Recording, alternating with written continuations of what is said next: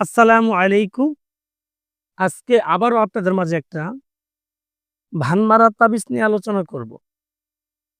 তো আজকে যে তাবিজটা নিয়ে আলোচনা করব এটা 100% একটা কুফুরি বিদ্যা এবং ভানের বিদ্যা। এই বিদ্যা ধারা কাজ করছে, কাজ হয় নাই এমন কোনো প্রমাণ নাই। ধুলি মাসুর মুছে যত রকমের লোক আছে, যেই করুক না কেন এটা 100% কার্যকরী একটা তাবিজ।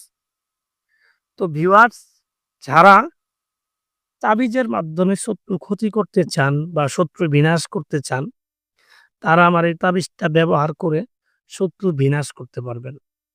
তো ভিউয়ার্স, যারা বিভিন্ন তান্ত্রিক কবিরাজের মাধ্যমে শত্রুকে ক্ষতি করার জন্য অনেক টাকা পয়সা খরচ করছেন, অনেক সময় খরচ করছেন কিন্তু কাজের কাজ কিচ্ছুই হয় নাই।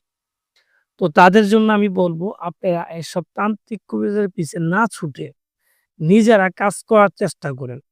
কারণ আপনার নিজের যে সমস্যাটা, এই সমস্যাটা পৃথিবীর কাউকে আপনি বোঝাতে পারবেন না।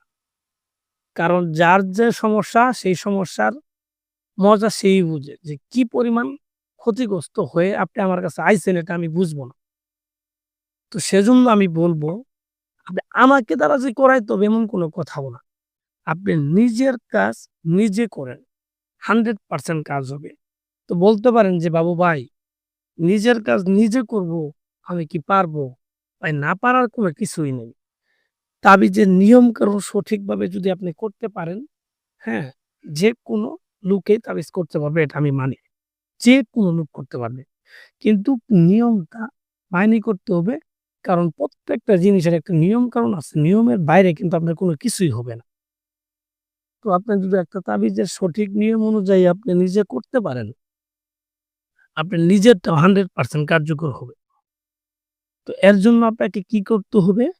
তো এই তাবিজটা আপনি যদি প্রয়োগ করতে চান বা প্রয়োগ করে শত্রুকে ক্ষতি করতে চান, এটা কি করতে হবে? আপনার সম্পূর্ণ নিয়মটা শুনতে হবে। তো অবশ্যই আমি বলব আপনার যদি এরকম কোনো বিপদ থাকে যে শত্রুকে তাবিজ কবজের মাধ্যমে ক্ষতি করবেন, তাহলে আপনি আমার এই ভিডিওটা ফুল দেখেন, আমার কথাগুলা মনোযোগ দিয়ে শুনেন, আপনার কাজে লাগবে। আপনার এখন কাজে না লাগলেও পরে কাজে লাগবে। তো ভিউয়ার্স, যারা শত্রুকে পঙ্গু করতে চান বা প্যারালাইসিস করতে চান, বিভিন্ন রকমের ক্ষতি বা উচ্ছেদ করে দিতে চান বা ২ জন ব্যক্তির মধ্যে আলাদা করে দিতে চান, হুম? তো যেকোনো কাজ আপনি এই তাবিজটার মাধ্যমে করতে পারবেন। এটা খুবই কার্যকরী একটা তাবিজ এবং আদি অনেক পুরাতন একটা তাবিজ। এটা আমার দাদার কাছ থেকে পাওয়া। এটা কোনো বই থেকে আপনি পাবেন না। এটা আমার দাদার কাছ থেকে নেওয়া আমার একটা বিদ্যা। তো এই বিদ্যাটার মাধ্যমে যারা কাজ করবেন, তারা আমার অনুমতি নিয়ে কাজটা কইরেন, হ্যাঁ? অনুমতির জন্য কোনো টাকা পয়সা লাগবে না। এটা একটা নিয়ম, অনুমতি নিয়া লাগবে। তো অনুমতি নিয়ে কাজ করবেন। আপনার 100% কাজ হবে। কারণ অনুমতি নিলে এই তাবিজটা সম্পূর্ণ দায়ভার আমার উপর আইসা পড়বে। তো ভিউয়ার্স যারা করতে চান কিভাবে করবেন? আমি আপনাদের নিয়মটা বলে দিচ্ছি। আপনারা মনোযোগ সহকারে আমার কথাগুলা শুনেন। আর আমি যেইভাবে বলবো আপনারা ঠিক সেইভাবেই তাবিজটা লিখবেন। তো কিভাবে লিখবেন? এটা যেহেতু একটা কুফরি তাবিজ এটা লিখতে হবে শনিবারের দিন। শনিবারের দিন রাত্রে বেলা রাত ১২ টার সময় লিখতে হবে। ১১টা থেকে ১২ টার মধ্যে তাবিজটা লিখে শেষ করতে হবে। তো শনিবারের দিন আপনি যেকোনো একটা শ্মশান ঘাটে যাবেন। শ্মশান ঘাটে গিয়ে আপনার শ্মশানে যেখানে চিতাটা পুরা আরকি, সেই জায়গায় আপনি বসবেন। কালো কাপড় বিছায়ে এই কাপড়ের উপর আপনি বসবেন। তো বসার পরে আপনি কি করবেন? তাবিজটা লেখা শুরু করে দিবেন।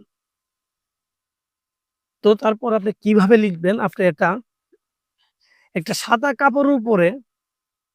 কাপড়ের উপরে লিখবেন। আপনার শ্মশানের কয়লা দিয়ে, সরাসরি কয়লা দিয়ে আপনি সাদা কাপড়ের উপরে এটা লিখবেন। তো যেইভাবে নকশাটা লেখা আছে ঠিক সেইভাবে লিখবেন। তো লিখার পরে যার জন্য করবেন তার নাম, তার বাবার নাম লিখিয়ে দিবেন। আর যদি সে ব্যক্তি মেয়ে তাহলে তার নাম, তার মায়ের নাম লিখে দিবেন। এভাবে লিখে দেওয়ার পর আপনি তাবিজটাকে সুন্দর করে আপনার কাপড়টা বলদাবেন। ভলটানোর পরে একটা আপনার ওই একটা যেকোনো কলা গাছের মধ্যে একটা আপনি পুঁতে দিবেন। দেওয়ার পরে আপনার আরেকটা যে থাকবে সেটাকে আপনি করবেন। ওই ব্যক্তির বাড়ির আশেপাশে চেষ্টা করবেন তার বাড়ির আশেপাশে পুঁতে দেওয়ার জন্য যদি সম্ভব হয়। তো এইভাবে করলে আশা করি কাজ হয়ে যাবে ১০০%।